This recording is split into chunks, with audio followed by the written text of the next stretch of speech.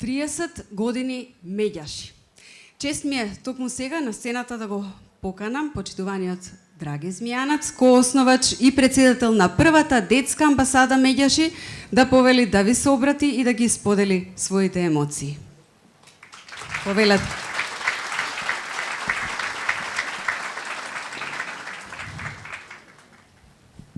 Ви благодарам на сите 300 гости заедно со нас и вие чекорите 3 децении. И во тие чекори 3 децении за поправеден свет за децата, морам да кажам дека немаше денеска да бидеме тука, ако пред 31 година Гордана Пирковска Змијанац не ја започна иницијативата и идејата да се формира првата детска амбасада во светот меѓаши. Една година потоа започна војната во поранешна Југославија и не знам дали е тука Љубиша Николовски. Беше главен и одговорен уредник. Здраво, Љубиша. И Сонја, поздрав.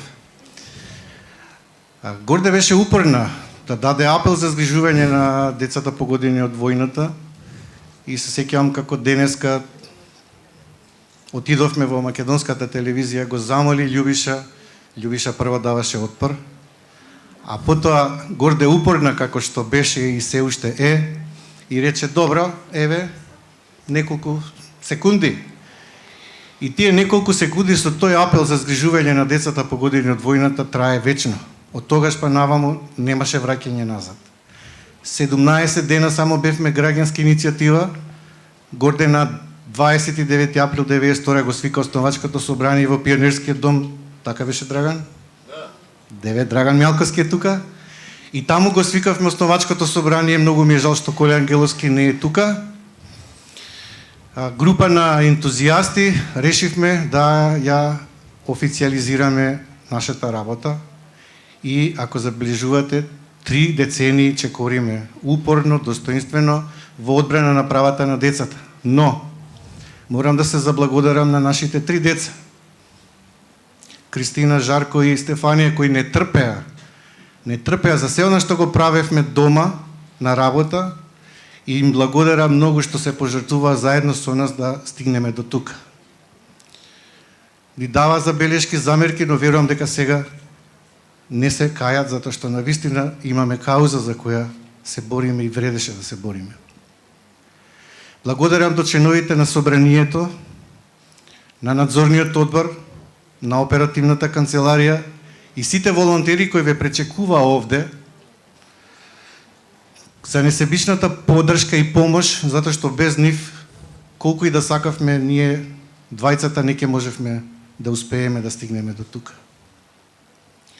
Благодарам на сите медиуми, поддржувачи, донатори, кои исто така не препознаа и ни веруваа дека можеме да го изработиме квалитетно тоа што го работевме. Морам да признам дека имаме документарен филм, кој утре ќе го погледнете на нашите социјални мрежи, 30 години.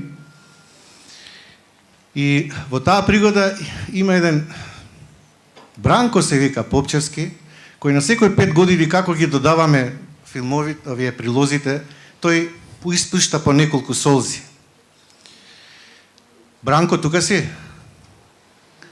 Поздрав за Бране Попчевски, навистина многу сум благодарен што ни помага да даде емотивна нитка на сето тоа што го работиме. Ќе можете да го погледнете утре.